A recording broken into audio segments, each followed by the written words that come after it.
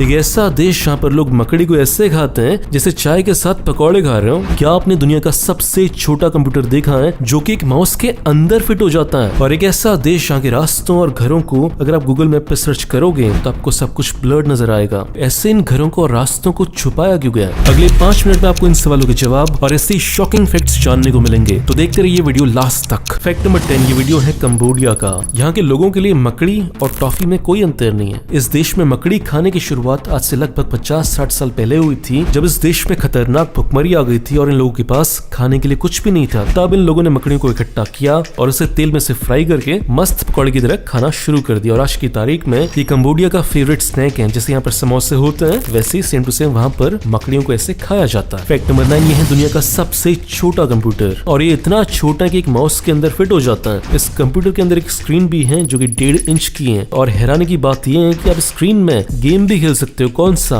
Minecraft. Fact number 8, जब भी आप जर्मनी देश के ऊपर गूगल मैप से देखोगे तो कुछ घर और रास्ते आपको ऐसे ब्लर्ड दिखेंगे। आप देख नहीं पाओगे कि वो रास्ते कहाँ जाते हैं। ऐसा इसलिए किया गया है क्योंकि जर्मनी के लोगों के लिए प्राइवेसी बहुत बड़ी चीज होती है। वो दुनिया को अपना घर नहीं दिखाना चाहते, इसलिए उन्होंने गूगल पर केस कर दिया, जिसके बाद गूगल ने उनके घरों को, उनके रास्तों को ब्लर कर दिया है। फैक्ट नंबर 7, अभी यूनिवर्सिटी ऑफ ऑक्सफोर्ड ने एक बहुत ही इंटरेस्टिंग बात बताई है। देखो, जब भी हम रोड्स पर गाड़ी चलाते हैं तो स्पीड बम्स आते हैं और स्पीड बम्स आने के बाद जब हम उछलते हैं तो उस समय अगर आपके पेट के राइट साइड में थोड़ा सा भी दर्द होता है तो इसका मतलब भी है कि जो आपका अपेंडिक्स है वो सूजा हुआ है और आपकी बॉडी में प्रॉब्लम शुरू हो चुकी है और आपको समय रहते डॉक्टर को दिखाकर उस अपेंडिक्स को बाहर निकलवाना चाहिए। फैक्ट नंबर 6, क्या आपको पता है कि एक ऐसा तोता भी होता है जो बिल्कुल नहीं उड़ सकता और उस तोते का नाम होता है ककापो और ये पाया जाता है न्यूजीलैंड में। लेकिन ये तोता उड़ क्यों नहीं पाता? इसके पीछे भी एक कारण है। देखो, हजारों साल से ये तोता बहुत ही सेफ एनवायरनमेंट में रहा जहाँ पर इससे कोई खतरा नहीं था, जिसकी वजह से इसकी बॉडी अडेप्ट नहीं कर पाई और इसने उड़ना नहीं सीखा। जब भी कोई शिकारी से मारने के लिए आता है तो उसके पास केवल 2 ऑप्शन होते हैं। पहला ऑप्शन, ये बिल्कुल खड़ा रहे, मोशनलेस हो जाए और ये भगवान से प्रे करे कि मुझे कुछ ना हो। दूसरा ऑप्शन, ये थोड़ा पेड़ों पर चढ़ सकता है जंप मार के। तो इस फैक्ट से हम क्या सीख सकते हैं? ये सीख सकते हैं कि जब तक आप ऐसी सिचुएशन में रहोगे जहाँ पर आपको खतरा है तभी आप ग्रो कर पाओगे। जैसे इजराइल देश क्यों ग्रो कर पाया? क्योंकि उसके आसपास सारे देश उसे खत्म करना चाहते हैं। और आज की तारीख में यही बात इंडिया पर भी लागू होती है कि एक तरफ पाकिस्तान और दूसरी तरफ चाइना हम पर अग्रेसिव हो रहे हैं। तो अब हमारे पास केवल और केवल एक ऑप्शन है कि खुद को स्ट्रांग बनाना ही पड़ेगा। तो ऐसे ही हम अपनी लाइफ में भी तब तक स्ट्रांग नहीं बनते जब तक स्ट्रांग बनने के अलावा हमारे पास और कोई ऑप्शन नहीं होता। फैक्ट नंबर 5, जब भी हम एशियंट रोम, एशियन ग्रीक के स्कल्पचर्स देखते हैं, मूर्तियां देखते हैं तो हमेशा सफेद होती हैं। तो इस बात से हम क्या मान लें कि वो जो स्कल्पचर्स हैं, स्टैच्यूज हैं, क्या वो हमेशा से सफेद ही थे?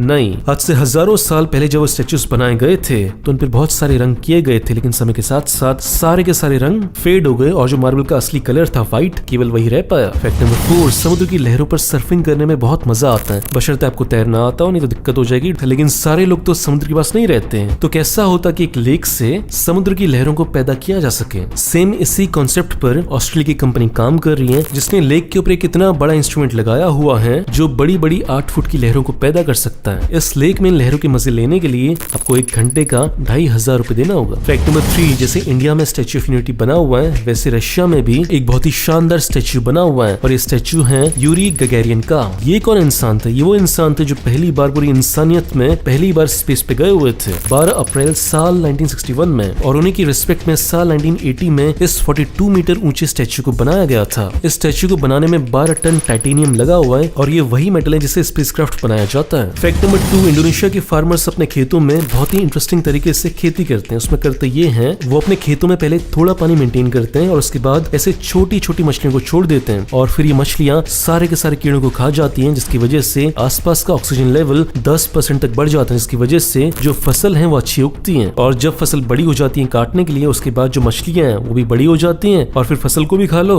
और मछलियों को भी खा लो, मतलब फायदे पे फायदे पे फायदा। फैक्ट नंबर 1, आज की तारीख में अगर आपकी हेल्थ में कोई भी कॉम्प्लिकेशन होता है तो आपको डॉक्टर्स के पास जाना होता है, लेकिन फ्यूचर में ऐसा नहीं होगा। फ्यूचर में बनने वाले हैं स्मार्ट मिरर्स। उसमें होगा ये कि जब भी आप सुबह उठकर अपने आप को शीशे में देखेंगे तो शीशा आपकी शक्ल को देखकर, आपकी ब्लड फ्लो को देखकर ये बता देगा कि आपकी बॉडी में क्या पॉजिटिव है और क्या नेगेटिव है। यूएसए की MIT यूनिवर्सिटी में ऐसे शीशे पर काम चल रहा है। तो ये तो थी फैक्ट्स की बात, यहाँ पे सारे फैक्ट्स खत्म। अब ये जानने में इंटरेस्टेड हो कि मैं कौन हूँ, मैं फैक्ट्स ढूंढने के अलावा करता क्या हूँ, मैं सोचता क्या हूँ, तो इंस्टाग्राम पर आप मुझे फॉलो कर सकते हो। लिखना है बस सीक्रेट इंडियन टीवी और मेरी प्रोफाइल आपके सामने ऐसे आ जाएगी।